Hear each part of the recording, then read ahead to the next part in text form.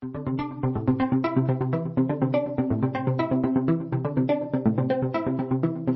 welcome to the 12th House, a podcast where we pull the curtain back on the wellness, well-being, and intuitive business space and just take a poke around and see what's up. I'm Michelle Pelizon, the host and the head witch in charge here at Holisticism, and I'm so excited for this series to begin, to kick off. We're talking all about manifestation. And if you've listened to the 12th House podcast before, hi, welcome back. So happy you're here. Thanks for listening. And if you haven't, that's okay. We released a podcast episode with friend of Holisticism, Amanda Chase, back in January about her experience with the popular kids of the manifestation space and her really bad experience with diving into the world of manifestation and all the sort of materialism and problematic nature that can go along with some people who talk about law of attraction and manifestation. And we got so many messages from people who agreed with Amanda and said, you know, their spidey senses tingled too when they, heard these gurus talking about their manifestation formulas and law of attraction and how just it seemed like it didn't quite fit with what we know to be true, which is that on this plane, on this planet, we have things like systemic oppression, and that we don't just sort of call in the negative things that happen to us, and that there's more to it than that. And that's not necessarily not true, right? Like that we can call things into us. We have some power, but there are some key components missing. And I think that you should definitely go click on Amanda's episode. We'll put it in the show notes below if you want to listen to it. But it really opened up this dialogue on our team, and that we've been wanting to have for a while, because here, let me just say it. I don't think that all manifestation is bad. I don't think that all manifestation is bad. Far from it. I think it can be really empowering to a lot of people. And I think that like a lot of it's bullshit. And a lot of the sort of manifestation babes that you see out there are selling basically an MLM. They're selling programs to teach you how to manifest your dream, G-Wagon. And they're manifesting that, quote unquote, by selling that to other people. And it's a little bit of like a cosmic MLM and / pyramid scheme on some sides. And I can totally acknowledge that there is something else out there, right? That when we align ourselves, when we collapse the timeline, when we embody a new character or an archetype, we are able to create a world around us. And how can these two things go together, right? How can absolute choice and power, the power that we might have to create our world, go hand in hand with the things that we do experience that we know we're powerless to? I don't know, dude. I don't know the answer. So we at Holisticism tapped a couple of people who we think are, I'm just going to say it, they're way smarter than me, and they're way more adept at navigating these conversations around manifestation. And they have some different perspectives. And I'm really excited to bring them to you, our listeners, because these three women that I spoke to are interesting. They are empathic, they're intuitive, and they're also really grounded and real. And I think that that is the thing that I admire the most about all of them. And we're starting off our 3-week manifestation deep dive with Jaliessa Sipress. And Jaliessa is so dope. If you are not already following her on Instagram, I strongly recommend that you smash the follow button, because you're gonna love her. One of our VIRs, also a beloved podcast episode. You can check the show notes or just scroll back in the feed a little bit. We talk about timeline jumping and embodying archetypes and characters, and it was a really fun conversation. But Jaliessa and P are friends.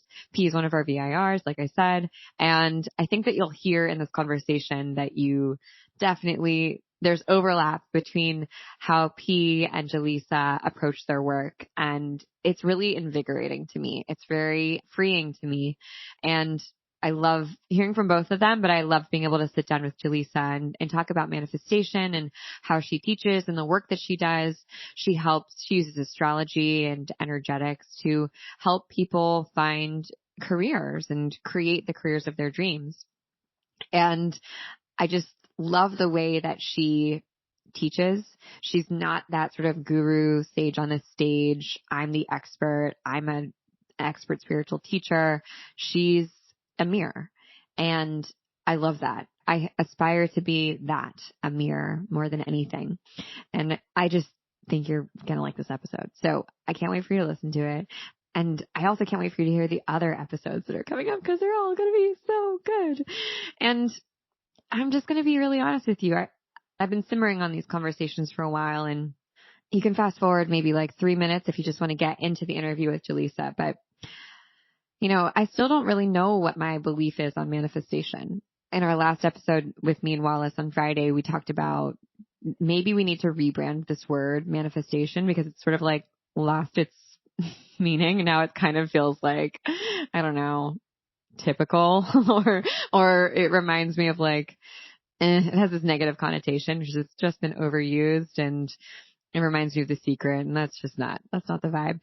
So I think that there's something there. I think that there's something to us being able to create our reality in this video game that we're living in and having power through our choices and the choice making and that being fun and all of this being interesting and like this interesting initiation that we're going through constantly to sort of align with our soul's work and what we're here to do and remind us of our soul's work or remind us that like having a human experience is what we chose. Like we're gods on earth. We are like these angelic beings or something, right? We're not from here and we got to choose to be in this human experience because there's so much gold in this, in seeing a baby laugh or watching a butterfly float by or sitting in traffic on a hot summer day and hearing your favorite song come on the radio and just like that, in the heartbreak and all of it. Wow, I can't help but smile getting to know that we get to experience these things. So I think that there's that, right? That like, wow, we have so much power. And also I'm reminded constantly that there's so little we also can control other than how we control, not even control, how we decide to react, how we decide to respond to what we're handed. And I think anyone who's maybe gone through like a health diagnosis or had something traumatic happen to them can relate. And I think that this is where manifestation conversations can get into tricky territory and really get into black and white thinking. That, one of my biggest pet peeves where I just like go full Scorpio moon is when people tell my partner that he manifested his brain cancer, that there must be something that he wanted, that there must be a reason that he wanted that to happen, or else it wouldn't have happened to him. And he's actually had people tell him this who are like law of attraction people. And I kind of just don't believe that, there's just part of me that's like, I don't know, dude, that feels really off.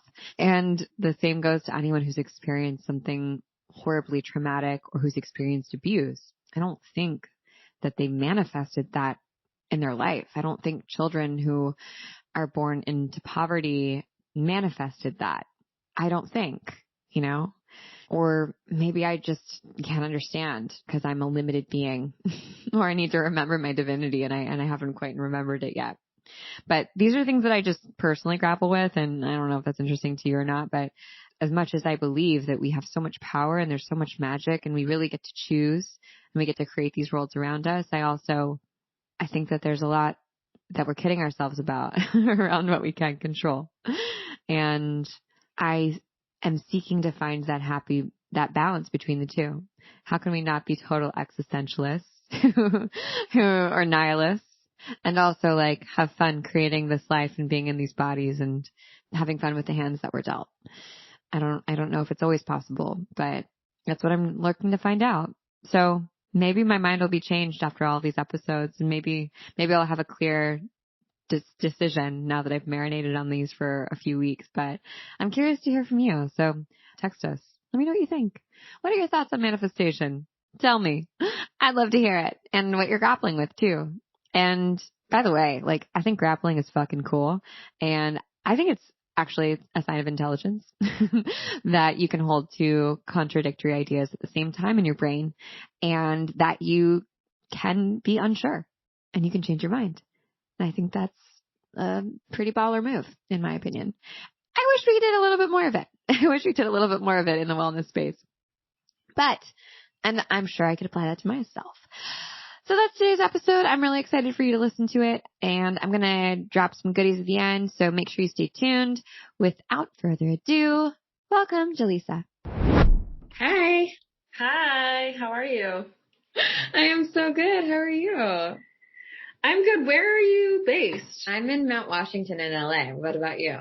Oh, okay. I'm in New York right now. Oh, it's so nice to actually meet you. We've been on email, and we have a mutual friend, P, who's one of the VIRs, cool. Holisticism. Yeah. Amazing. We just interviewed P, and I just heard you on her podcast. Yeah. Our conversation was very amorphous. So that's kind of the vibe lately. I think the title was like, I don't even know what to call this. I'm really curious. You said you love business, and it sounds like we kind of have a similar background. We were artists, which is like the opposite of business, or artists are notoriously bad at business. So how did you fall in love with business? And it sounds like kind of on accident. Oh, that's such an interesting question. I think when I realized that what I had was a business and realized, oh, I need help. Like, what is going on? So I started listening to podcasts, which was the only business advice I had for a long time. Yeah. And I just became obsessed. Like, I was just listening to them constantly because I think it has a similar effect on my body that astrology does, where it's like there's a formula and then you get to see the results, or like it feels like a puzzle to me. Like, business feels like a puzzle, and it feels really stimulating to my system. I just love helping people be more of who they are and be seen for that, whether that's financially or, on the internet or just in in-person space. Like, I don't know. It's interesting. Like, how did I fall in love with business? I feel like it was everything that's the most beautiful in my life was by accident. And I don't know if accidents are real. Like, I don't think they're real, but I think like I didn't intend to have a business. I didn't intend to be an astrologer full time. I didn't intend to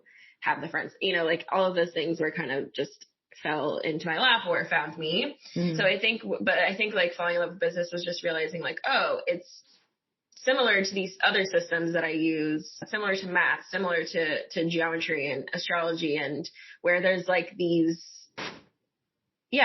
formulas and these ways of doing things that feel really rewarding.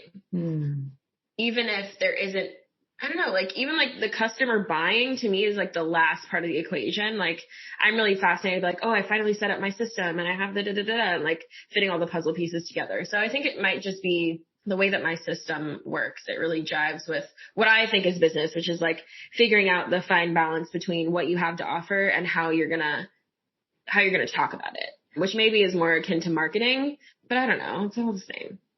Yeah. And okay, this is so interesting. What are your big three, your sun and your rising and your moon? I'm a Cancer sun, Taurus moon, and Taurus rising. Ooh, nice. Yeah. I'm a Pisces sun, Cancer rising, Scorpio moon. Oh, wow. Yeah. All water. Water baby. The fact that I can even leave the house. Yeah. is remarkable. It really is. Round of applause. But I wonder if business just comes naturally to you in some ways. You kind of like have figured out the language of it because of all that Taurus energy, and you're just kind of like used to it. Do you have any theories on your personal astrology and why maybe if this is such a fluent language for you to speak? Well, I feel like I specialize in making business fit to you versus the other way around, especially when it comes to like helping other people with business. And I feel like for me, it makes the most sense because like Neptune and my midheaven are at the same exact degree in my chart. So there's like a tight conjunction. Like, so for me, that really says that like what I do in the world is kind of like there isn't boundaries or containers or confinement with it. And it's very spiritual and it's very like whatever it needs to be. I kind of think of Neptune as like a very amorphous, gaseous kind of energy that kind of fills whatever container it needs to, but also pushes on boundaries. And so I think it's more just that like, yeah, I think that the way that I like to do things and the way that I've sort of formed into a business person was because also astrology is all about timing, like fits into the timing of when I was born and when I'm sort of coming into this space. So yeah, I would definitely say that Neptune Midheaven conjunction means a lot to me. Also, my Mercury and my Sun are conjunct, and also they're both in the third house. So like the way that I'm just constantly thinking and like constantly have ideas and constantly like, you know, working things out, and I love problem solving and I love writing. Like I write constantly every day, all day. I go through journals in like 2 weeks. Wow. So I think it's more just that I'm like, I want to constantly be helping people, solving problems, understanding things, making new things, innovating. So for me, it's just like this impulse, I think, that comes really naturally to me, and it has to go somewhere. And the fact that like people enjoy it or find value out of it was like, that was the surprise part. It wasn't a surprise that I would love to do this. Wow. It also seems like you just said, when you said astrology is like of the moment, right? Or it's all about timing. It seems like you as an individual and your perspective on business, which seems to also be constantly evolving, and maybe like, correct me if I'm wrong, but evolving as you speak about it or as you talk it through. It's like, okay, now I'm like following that thread in public. That's how business is today in this modern world, I would say, when we have tools like things like algorithms and TikTok and Instagram and Google SEO and whatever, the behemoth that is Facebook, that are constantly changing and evolving. And by the way, like even legislation can't keep up with how quickly things are evolving. I mean, look at Bitcoin, like we have completely new ways of like accruing wealth.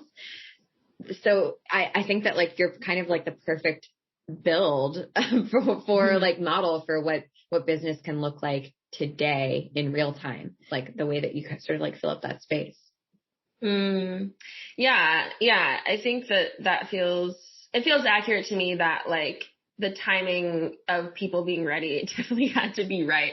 I definitely feel like there's a lot, like I don't know how much, I don't really invest in past lives a lot in terms of like, for a lot of reasons, but I definitely feel like there's a lot of unidentified anxiety that I'm like, okay, there was definitely at some point, if I did have past lives or believed, you know, invested in that heavily, that the timing of that did not work out. Like that the timing of what I had to offer and what was available, like what was being uplifted was not in alignment. And so like the newness of being like, oh, people are ready for that. Like I just like, know that you guys like me? Like what's going on? Or just being in like the team meetings that I've been doing since the beginning of the year and being like, oh, I'm talking about like aliens and like the government and like, you know, just really like fringy stuff. And then I look at people's faces and they're just nodding and I'm like, oh, you're ready for, okay. You know, like, so it definitely feels like people being ready to receive is a huge part of my success. So I think that in order for lots of people to get eyes on what they do,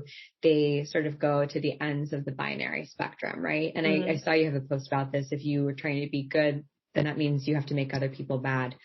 And I think that's so spot on. But often what I feel like I see on the internet, and especially on Instagram, is people being extreme in order to elicit a response. And it's like, well, all press is good press, or like all attention is good attention. So who really cares what I'm putting out there, as long as I'm evoking some reaction, which is similar to art, right? Like you don't have to like art. You just have to, the point is to have you react to it in some way, maybe. And I'm just really curious if you think that those extremes have sort of softened the people in the middle to being like, well, aliens, that's not as weird as the other thing that I heard later. Like, I guess I can vibe with that. That's a really good question. Yeah, I would say that definitely has plays a huge role in people's ability to digest a lot of the kind of content that like me or P the Fairy or Jessa Reed, or like these people that are kind of saying things that are quite out there. I think, it's also to me just about intention. Like I think that you can feel intention through anything. And I think that, yeah, it's probably a combination of like, because I definitely feel like the people who are on the other end of the extreme of anything are doing work for me in a certain kind of way, because they're softening people to this idea of extremes and pushing the boundaries, which is great. And I think everything has its place. And so I'm grateful for that. But I also feel like, my intention isn't to be polarizing or extreme. Mm-hmm. So I think that intention kind of is communicated through the way that I speak and the way that I try to make things digestible or make things like a conversation. And I think that's also what a lot of my success was in the beginning. It seemed like was because I like to ask a lot of questions. Like I really didn't start making statements until like very recently. Like even if you just look at my posts over the last year, like you'll see the transition of me making more statements versus asking more questions. Yeah. And so you see like me becoming more comfortable with kind of having more of a stance. And I do think it's because I've seen a lot of people say a lot of things with a lot of conviction that I'm like, okay, all right, if they could say that, I could definitely stop pretending like I don't know what I'm talking about. But yeah, that's a really interesting question. I think yes, mostly yes. Yeah. Did you feel like you had to pretend like you didn't know what you were talking about because, I don't know, you didn't have like typical credentials maybe, or like maybe why did you feel that way? No, it's not that I don't think I've ever pretended like I don't know what I'm talking about. I think that I don't think any of us know what we're talking about. I don't think any of us know what we're doing. Truly, yes. So I'm not going to pretend like I do over you. Like, right. And I think that's why asking people questions, and still, even with the statements that I have, I still have questions like in the post, or, it's a conversation starter. It's not where the conversation ends, with whatever I say. So yeah, I don't think that I ever felt like I didn't know what I was talking about, but I more just was like, why does it matter what I'm talking about if it doesn't help you, or if it doesn't resonate with you? Why am I saying it in front of you? So why don't I just create my work as a catalyst for you to find your own conclusions? And I feel like, hopefully I'm still doing that even when I'm making statements. But I think in the beginning, I also think it's just naturally like, I just ask a million questions. Like, that's just what I do. It's probably the thing that I do that comes most easily to me. So I just did what came naturally to me. I didn't do it because I didn't do it in reaction to any sort of like hesitancy about my own voice or my own knowledge. What was the flip that made you start feeling like, okay, I think I can make a statement instead of just ask a question here. Like I can reveal, because I would argue that that's like a little bit more vulnerable, actually a lot more vulnerable to sort of reflect and be like, well, this is my stance. Because when you're just asking questions, it's very opening, right, for everyone, but it also can deflect from people taking you down, right, or pushing back against you, because we can say, well, I'm just asking a question, and that's why it's so helpful, right? Like when you ask someone who believes in QAnon, like you start to ask them questions instead of trying to poke holes in what they believe, it can lead them to their own conclusions, and they're doing it themselves. So I'm curious if there's like a story behind that for you, of like you can remember that flip, or when you embodied that character of being like, actually, I feel like I'm ready to be seen in this different way. Yeah, it's so interesting because I think everything that I do is entirely intuitive. Everything that I do entirely comes from like an undeniable like urge to just like express something. So all of it just happened naturally. And then I look back and I'm like, oh, there's a change. But I definitely would say there was a post that I have that's a question that's like, if you didn't create the life you're living, who did? And that question, I was expecting it to trigger people, but then some people came to that post with like feeling really triggered. In what way? There are some people who are just like, well, there's people who are just inherently disadvantaged, and you can't da-da-da-da, and you can't blah, blah, blah, and you can't. And I'm just like, I literally just asked you questions. So I think with that post, with what you're saying, like I realized, like I was like, oh, people are never going to not be, like people will choose to be triggered by what they're choosing to be triggered by. Yep. People will always be upset. So why don't I just start owning what I think? And also, I feel like I've created a legacy at this point with my work of people knowing that I come to this with a lack of like wanting to center myself as an authority. People understand that I ask more questions than I give answers. People at this point, like I feel like my audience and the people that I care about and the people that I'm cultivating relationships with want to have conversations and want it to be an active dialogue and want to come to things as a full and, you know, yeah, as like a conversation. So I think that post, if I was to name one, even though like I don't really feel like I have a linear timeline, I feel like that post I was really like, wow, I still am just asking a question, but the questions are getting spicier. And so people are just naturally, you know, reacting or responding different. And what's interesting is now with the post that I'm making on Instagram, I'll be like, oh wait, how could I make this a question? And then I don't know how. Like, I'm like, wait, no, I need to like say this and then ask questions later. And like the urge to make it a question sometimes is like a fear of making a statement that impacts people in a certain type of way. But it's like, if I don't own my voice, like, and my opinions, why the fuck am I talking on the internet? Yeah. Yeah. It's, when I talk to people on this podcast, the 12th house, you know, what the 12th house is all about. Yeah. And I have some heavy hitters there. Excellent. So we talk a lot about like the shit people don't want to talk about that's scary. And often the people who are guests are those types of people who want to have those conversations, and everyone is like, literally shut up. Like, we don't want to talk about this. And just this sort of like push and pull, especially in our extremely online age, of how can you say, like, speak your truth and say what you think, and also change in real time and change in front of people, and also grapple with the very human feeling of feeling like everyone hates you, and like the rush of emotions and anxiety and feeling that online hate or like dissent can cause, and how quickly that can sort of escalate in this other plane. Cause like the digital world is not the real world, but it's arguably very real. They're just two different things. And the repercussions in both can be extreme. How do you think about those two spaces, or do you think of them as one?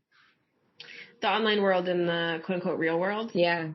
I think there's the line between the two is increasingly blurred.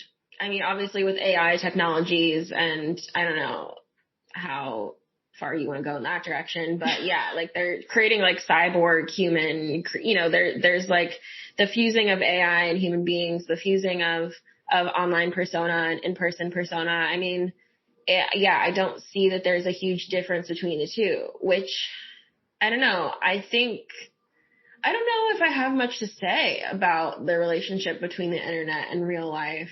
I feel like my role on Earth as a creature is just to be like, oh, what do humans want to do? Okay, cool. We can do that. That's fine. If that's where you are, that's fine. I'll hang out there. And so I'm like hanging out on the internet because people want to hang out on the internet. Yeah. But I think I think my biggest struggle between the two is like, I see people who I really love and admire and think are fucking brilliant offline really struggle to feel heard and seen online. And that really, it hurts, because also everything that I've done has been so intuitive that, like, you know, when they're like, what did you do? And I'm like, I don't know. I just started talking, like, you know, and so the disconnect, or feel like people who are feeling that they're left behind, I think is something that's really hard for me to see. But I also feel like that's also a mental space and a mental block for them, you know, that they can't do the internet, and it's like, no, you just have to find your way of doing it. You might not be able to do it in the way that everyone else is doing it, or the way that you think that you should, you know, and maybe your way of doing the internet is not being on the internet. Yeah. But yeah, I mean, I think that there's, especially with COVID, right, the line between internet and real life was so blurred, because most of us were mostly just consuming content, like via video. So yeah, I don't know if that really answers the question, but I think, I mean, it's a shadow world. I feel like the internet is shadow world. And it's also such a clear representation of manifestation as well to me in a lot of ways. Oh, interesting. Like the way that algorithms basically spit back to you what you put in them. Yes. So that is the way that manifestation works in the universe, if you use like certain, you know, ways of looking at manifestation. So that's what's really fascinating to me as well. It's like, oh, all of a sudden I'm getting all these ads for baby. Have I been talking about babies? What?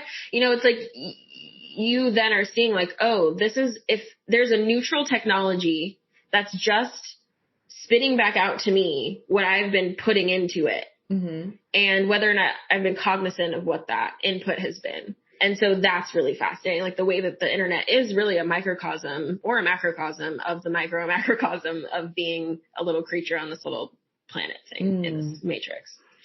Ooh, okay. I want to double click on manifestation in a second, but do you think the internet is truly neutral? And algorithms are truly neutral the same way that the universe is? Well, no, because they're programmed by humans. I'm thinking of like shopping algorithms, you know, or things that are like pulling keywords. But even then, like if I'm talking about a specific spice from a specific country all day, every day, but that's not something that they found important, they're not going to put that in the algorithm, even though I've said it 15 times today. So I do think there is, like, the internet has the same bias that human beings do. I think that there is a connection between the two, but I think more what I was saying is, yeah, I think I was more talking about the mechanism as if it was or could be. But yeah, I think that because it's been created by humans, and sort of, I have feelings about that. If it has been created by humans, then, you know, our creations are going to be tainted by our own biases and relationship to ourselves and our predispositions. Yeah, and what we want the outcome to be, you know, at the end of the day, that the internet is a capitalist structure. So it's about acquiring and extracting. And so that's the intent. It isn't necessarily like even Google's algorithm. Google wants us to get really good content, right? Whenever we put something into search.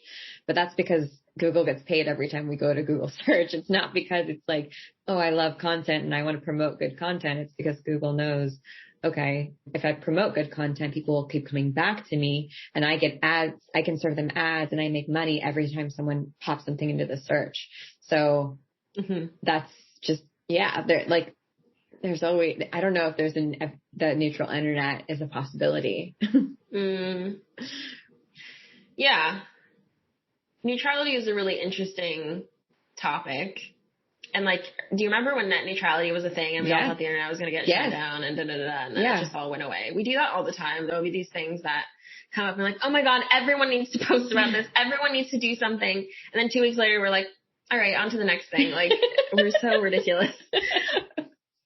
But yeah, the whole net neutrality thing was really fascinating. Like just that, because now that I think about it, I'm like, oh, that term that we used for what we were trying to do, which I don't think any of us would describe it the same way. I'm not sure that it was based in neutrality or that the people that were fighting for it are interested in neutrality. So it's really interesting, that word in relationship to the internet and what the internet really is for or is a mechanism for. Yeah. And I would argue that like the internet is probably more neutral than a lot of other, I don't know, like entities. Like it can be equally goes. I mean, I guess that's not true. Money is the same way. It can be used for good and it can be used for evil. It's just a tool and it's amplified in the hands of whoever has power. So if you have power on the internet, like you get to, the internet will become you, like Mark Zuckerberg, right? That form of the internet is just like, that is a reflection of Mark Zuckerberg and his beliefs and desires. But you could argue that it's someone else who, you know, gets that type of power in the internet space who has a different perspective, then that will become what the internet is. Yeah. And it's so interesting to me the way that we complain a lot about how these things work when like they are creations of someone else that we choose to be on. We're willingly and freely enjoying them. Like we enjoy Instagram for free. I mean, our attention is, you know, like the thing. It's a currency. Right. Yeah. But like effectively it's free. Yeah. It's financially, and then they added ads and all this stuff. And obviously they're making money off of it now, but it's been years. So yeah. And like the way that our entitlement is very interesting. It's a very interesting thing on the internet, entitlement and shadow aspects. And yeah. Do you think people feel entitled to you and your content? Have you noticed that? Because you give away a lot for free. It's so funny. I don't get a lot of hate on the internet. I don't get a lot of people in my DMs. I don't for the following that I have, which is, you know, sort of significant. Like, it's significant.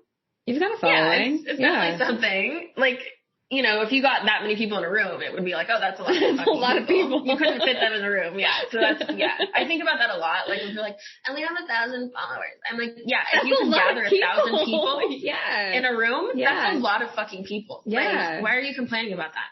So, yeah, I'm not complaining about it, but obviously it's like, I don't know what people label me as in terms of my following, but I just feel like I don't get a lot of, I don't give off the vibe that I'm open to that, I think.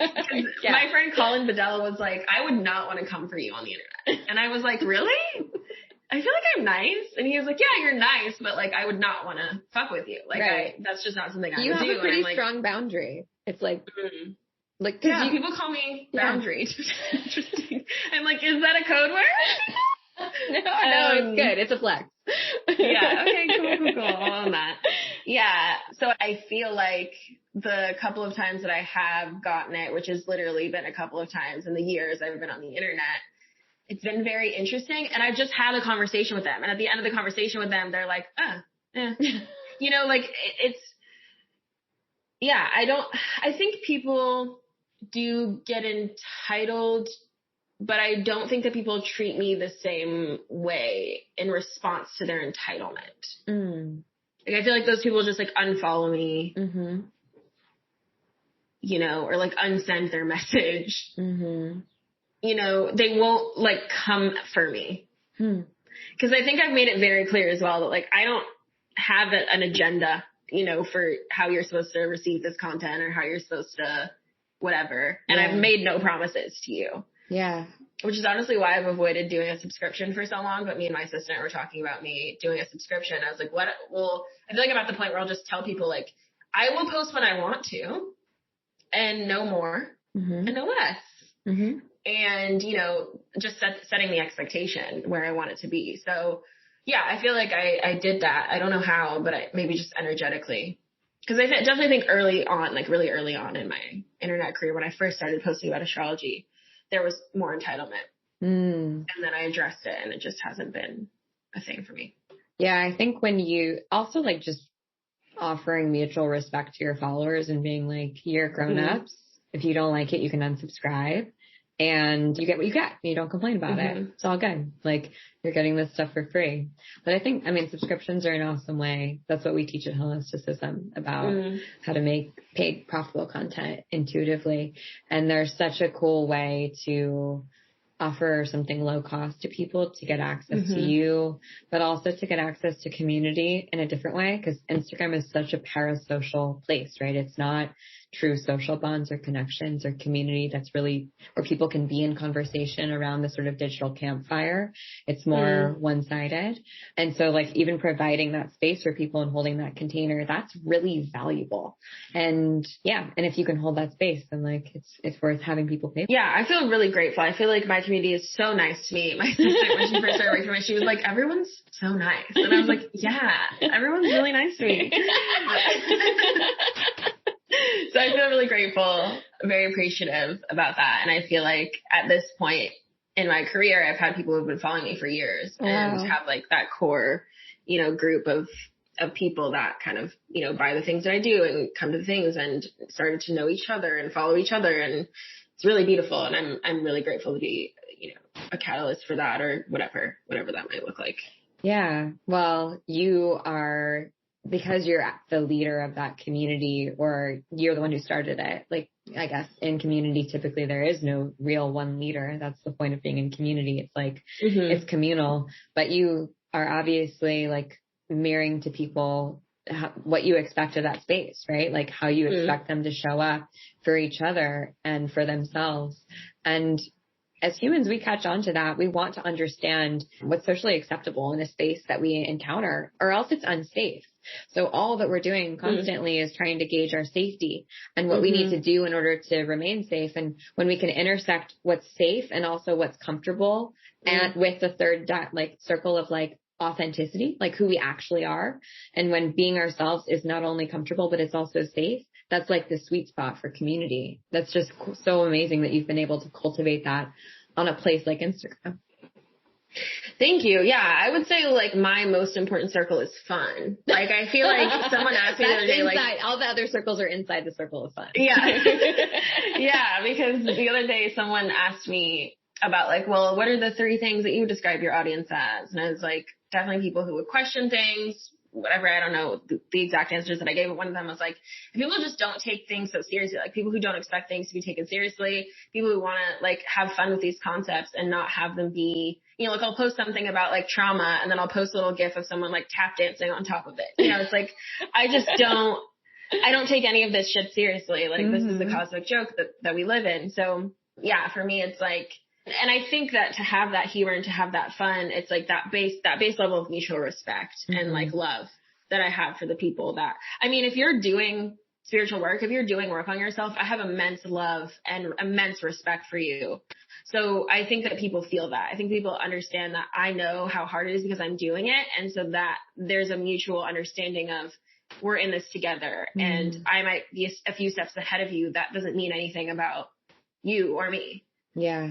Yeah. And I think from what I've seen, like part of your message is like, stop flagellating yourself. Like stop. It doesn't have to be painful in order for it to work. Like it can be fun. And I think that like, circling back to what you were saying about manifestation, which is, I was looking at Pinterest trends yesterday. Manifestation is like the biggest trend in wellness this year, which is so interesting because it definitely had its moment with The Secret, you know, in the early aughts. Yeah.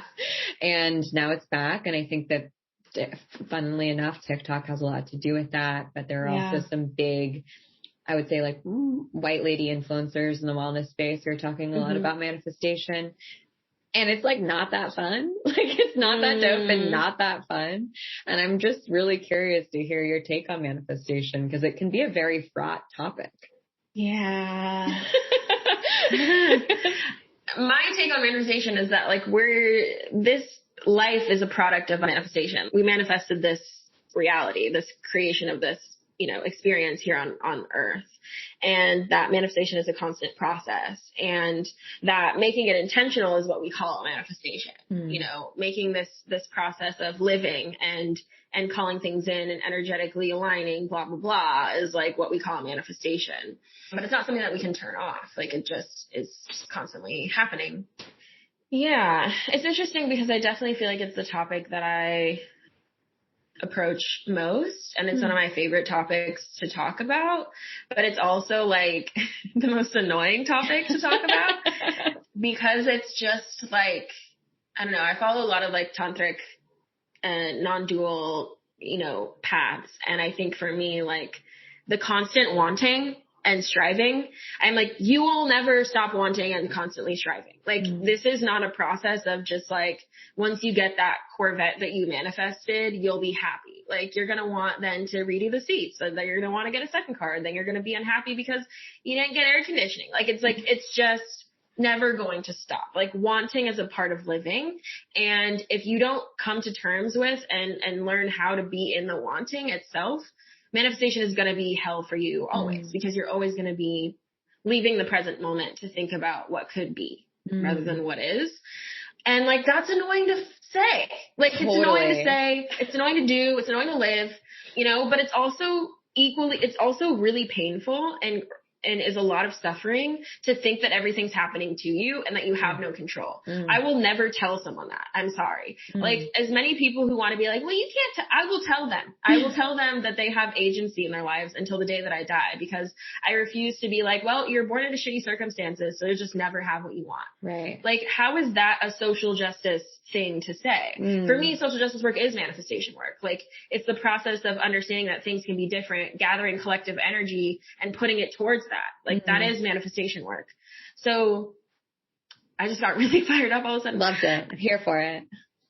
So I think that the topic is quite fraught because people are quite triggered by taking responsibility for themselves. And that's the case. That's the case if you're in an argument with someone that you love. Yeah. It's hard to take responsibility. Like, it's always hard to take responsibility. It's always hard to understand the agency that you do have in your life. So I get it. And it's just as difficult for me sometimes to take responsibility for the things that I think that I don't have and think that I want, you know? So I get it. Like I get why it's really popular. I think people feel the most out of control that they've maybe felt. Yeah. And I also understand why it's a really tense conversation. Yeah. And I think that then, like many conversations on the internet, the nuance gets lost, right? And that's what I'm hearing from you of like, yeah, people have personal sovereignty and they get to have choice and they get to have some semblance of control in their lives, even if they're born into X number of circumstances. And there's other things that we're going to do in order to like collectively help people and to be in action, right? Like social action is manifestation and it's also like voting. Like those two things aren't, one is not like necessarily better than the other. It's like it's dual. Mm. Yeah, I think there's different types of manifestation as well. Like when people like working hard for something and filling out a million applications and doing that is a kind of manifestation. It's just very physical. It's very material. There's also a kind of manifestation that's energetic. You just get to decide what work that you want to do. Mm-hmm. Like where do you want to put your time and attention? What feels better to you? Some people want to put blood, sweat, and tears and get the reward that way. The thing is, when you decide to align with energetic manifestation, you can also do the blood, sweat, and tears, but you'll probably get, a result that's a little bit more aligned to why you're doing it rather than to all of the pain and suffering that can come from putting your blood, sweat, and tears into things and not understanding how this kind of matrix thing works. Mm. But I also believe that like your life is a product of your beliefs. So if you don't believe manifestation will work, it won't work for you. Mm. Like, so I don't think everything is for everyone this lifetime. Yeah. Like, and I don't think that the way that it's being I think everyone should teach it exactly the way they're teaching it, and everyone should do exactly what they're doing and continue on their path exactly the way that they are, and that they'll evolve perfectly. And that if it doesn't resonate with you or you don't like it, you don't have to do it. Like, you don't have to do it that way. Do it your own way. Find another way. Create your own thing in response. Like, Yeah, that seems to be the thing that a lot of people miss. And it makes sense because I think we're like still a little bit straddling like the guru culture versus like being your own guru. That's a stupid word, but you get what I'm saying? Like, we're kind of like stuck in between of like, wait, I want to like hold these people up on pedestals and have my teachers who tell me the right way to do things. Cause like, I want to do it right. I want to be good. And also we kind of know like, well, just because that way worked for that person doesn't mean it will work for me. And that doesn't make them wrong. It just means that we're different. And I don't have to have like I don't have to follow a formula to a T in order to get a result. That's so binary. Yeah. And I feel like that's the opposite of what magic is. Yeah. Yeah. So manifestation is something I really love to talk about and something I have, I've created courses on, and I've done workshops on, and I've written about and talked about. But yeah, it's also something that I get the most pushback on, which I'm like, cool, go for it. Let's talk about it. Wow. Just from what we already talked about, that's what people push back against, like the creating your own reality. You're dealing with people's primal sense of, I don't know if it's primal, but their core understanding of reality. And you're also pushing on people's core understanding of themselves. And then third would be like, cause when I'm specifically thinking of like one instance in a workshop, and it was just like, oh, this person is obviously upset because they aren't ready to let go of the way that they've been doing things and the results that they've been getting. And I mean, especially when I work on like with one-to-one coaching clients is like a lot of times the things that we think we want the most, we have the most resistance to. Yeah. And it can feel like you're in a fucking box or a corner. You're cornered by that experience. And so I think that when you hold space to talk about manifestation, you're holding space for these really intense experiences that people are having, where they're basically having to transcend like all of their conditioning to be able to even listen to what you're saying. And so I understand that. I understand that I'm holding space for that. I understand that that's what I've signed up to do when I sign up to be some sort of, figure talking about this. yeah, so it's just like people's conditioning, their trauma, their fears, all of that is going to be like purged. And I'm like, yeah, your resistance right now, like, and the fact that you're actually addressing it and talking about it instead of pretending, oh, I'm just confused or I just don't know, like that person's probably going to get the thing that they want much quicker than someone who is just being like, yeah, sounds nice. I'll do that, without, just hearing it. I mean, maybe, I don't know, they have an equal opportunity, right? But I think that the people who are willing to face and purge the things that are coming up for them when they hear these things, that's a really beautiful and profound experience.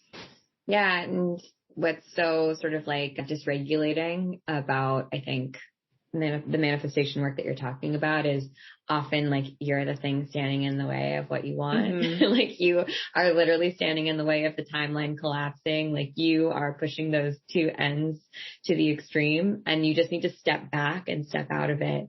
And like it feels hard and it feels like a fight because you are fighting. You're like fighting against what the universe wants or what the timeline wants to do, because you're like committed to staying in that, maybe that idea or that story or that belief or that character, that archetype that you are embodying right now, when you're saying you want to embody a different archetype or a different reality, but you're like really committed to this one right here. And that can be, that can feel like really dysregulating. Yeah, because manifestation is about alignment. And I mean, I'm at the point where I have all the tools for all the things. And sometimes I'm like, yeah, I just don't feel like it. Like, I just don't, I know I could manifest, yeah, that's also work. Like, energetic work is also work. I still have to do the tapping and do the meditation. I got to write it down every day. I've got to like do my shit. I have to, like it does take work. Yeah. Yeah. And so, just because you do know and you do have the tools, like that doesn't mean that everything's going to be perfect. And I think like we didn't come here for this to be easy. Like, easy at some point gets boring. And so it's just about choosing where you want the complexity and the difficulty and the work and the strife to be and what you want it to look like, and knowing that you have a choice in that. So yeah, I think that's probably my biggest message around the resistance part of it. Yeah, I love that. That's true. We are looking for, I don't think we're looking for like difficulty and like strife necessarily, but we're looking for interesting in this life, and easy can, like you said, be boring. And I wonder if maybe the reframe, my partner and I say this a lot, but like just choose the better story. Like what's going to be the better story at the cocktail party or at your funeral in 100 years or whatever? What will that be? Okay, do that. That's like way more fun and interesting. Maybe it doesn't have to be as like dramatic. Yeah. Yeah. I think like a lot of my question to myself right now constantly, is like, okay, but are you having fun? Okay, but is it fun? If it's not, then don't do it. Like, and also with like money, like, I'm like, okay, what do I want to do with my life? Okay, money is here to support that. It's not the other way around. Like that I do with my life what will make me money. Because then what is the point of the life? If it's in service, I mean, your life can be in service to currency and money specifically if you want it to be, but just knowing that that's a choice. So yeah. And, I understand the way that the subconscious mind works. I understand that most of our patterns are ingrained in us before the age of 7 and that a lot of it is de-patterning and deconditioning. And to tell someone like, oh, you chose da, da, da. It's like, well, they did. And also there's more to that story. Yeah. Like, there's a nuance and a complexity to the idea of choice before you've been exposed to the way that you've been conditioned. Yeah, that's exactly right. And again, like that, even saying that nuance, it gets obliterated in some digital spaces because we're communicating with memes. We're communicating with 130 characters as opposed to, and that can feel gross, or that can get taken out of context too. And so circling all the way back to the beginning of our conversation, if you've got something like what you have, which is so important and valuable to share, it can also be a little scary knowing that this sort of like the lights in the shadows will get blown out in this digital space sometimes. Yeah. And I'm also like, that's what I signed up for. That's what I'm here for. Like to feel it all, to experience it all. Like I refuse to live my life in fear. And I think that's something that a lot of people don't understand about me or are quite surprised by is like the way that I live my life, because I'm just like, what am I going to do? Be scared? Knowing that I didn't come here for it to be easy, and for everything to be easy all the time is what I'll say. I'd love for a lot of things to be easy, but I just know, like, you know, I've manifested the figures, and I've manifested the people. I manifested the, you know, I know that I can do that. And I also know that when you get the thing, you just want other things. So I'm like, okay, well, why don't I just have fun in this process and know that the whole life is the process of wanting and being in the wanting and the longing and the getting and the celebrating and then the wanting again. And like, you know. Yeah.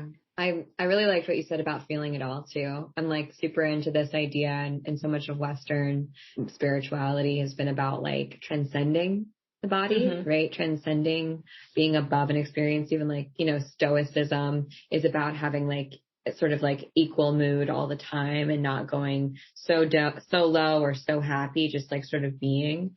And I'm kind of like not about that. Like, what if our life experience is to feel the depth and the rate? I mean, such a Pisces saying that, but what if it is like, what if that's why we're here, is to feel all the things, to like color with the full box of crayons, not just the black and white and gray. Like, I want that. Like, I want to feel that. That's being human, I think, you know?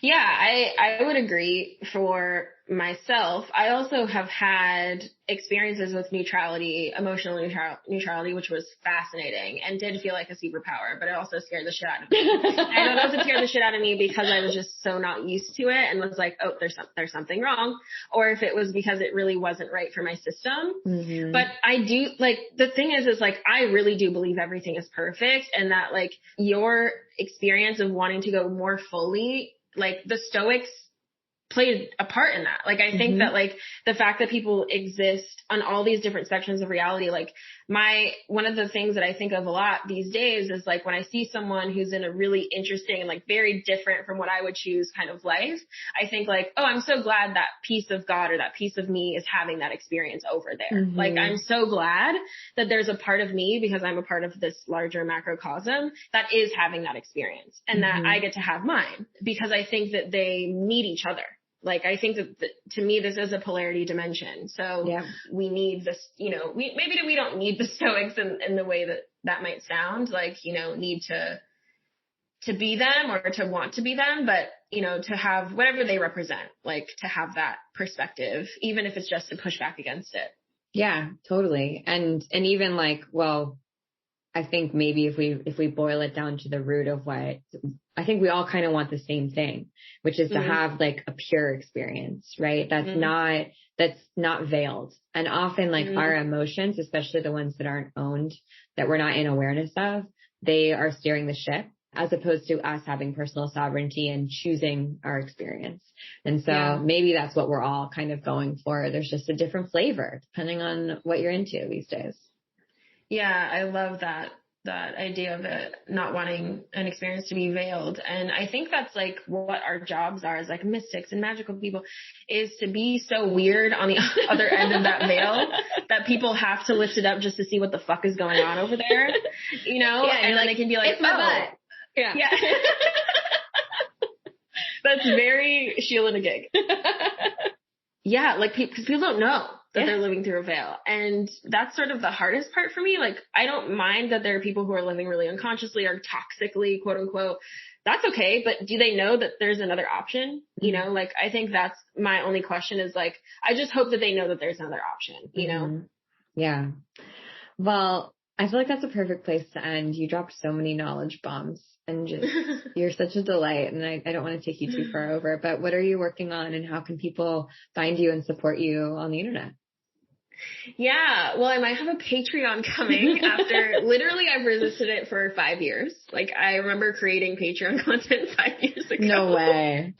No, seriously. Like, I have like an intro video somewhere on my computer. So that's how long I've been resisting it, but you might see that. I also have my Love Relationships course is reopening. Nice. You can work with me one-on-one. But yeah, you can find me at JaliessaSipress.com or Instagram. My Jaliessa Sipress everywhere. Yeah. We'll drop all the links, and we'll drop the Patreon if the Patreon's live. Beautiful. Yeah. Come and find me and hang out. See if you like it. If you do, there's ways to continue to work with me. Beautiful. Well, thank you so much. It was so great to talk to you. Yeah, thank you. This is probably one of my favorite interview styles for sure. Nice. Yes, I love that. Yeah. your water energy is like, yeah. Like, praise me. You know? Yeah. Validation and water signs is like toxic relationship. It really is.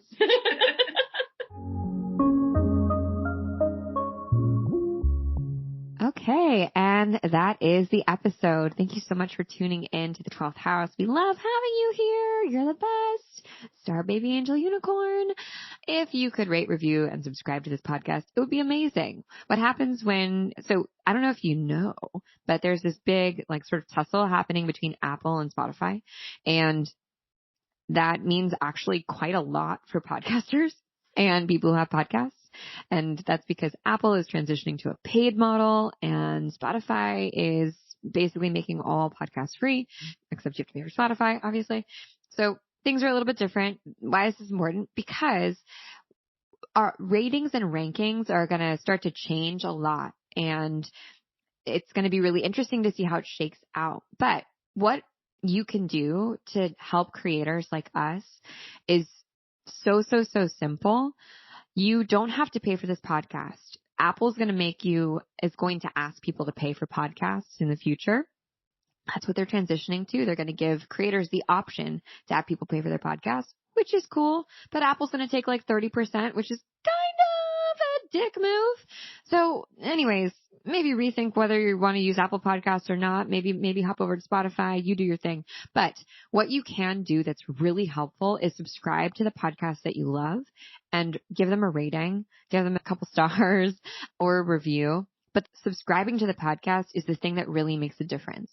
And I am just like you. I'm one of those people who I don't want to have too many podcasts in my feed. I just want to like go and search for whatever I'm looking for when I remember that it exists, because I don't want things to be cluttered. I get it. I totally get it. And it would mean so much to us if you just hit subscribe on Apple or on Spotify, maybe even preferably Spotify, because that helps us get seen by more people. It helps us get found. And as things are sort of shaking up on these two podcast players, there's a really big difference in how we're able to sort of like get this stuff to you. So that, I know it sounds so silly and simple, but it really makes a big difference. And hopefully maybe now that you know kind of what's going on algorithmically behind the scenes, you might understand why it's maybe like the most important time to subscribe to the creators that you love, because many of those creators will choose to stay on Spotify and make their stuff available for free and instead use things like ads to support their work, or, like sell products like what we do at Holisticism to make sure that they can continue to make and produce content every week, which takes time and money. Or people will move to Apple Podcasts and you'll subscribe and pay for that podcast content. So it will be like signing up for a Patreon, but inside of Apple, and your makers they'll only get 60% of the cut of what you're paying. So we'd like to stay on Spotify and leave this free for you. The better we do on Spotify, the better for everyone. And so anyways, not interesting. Thanks for listening if you got all the way through this. I hope you have a beautiful rest of your day, and I'll see you on the internet. Okay, bye.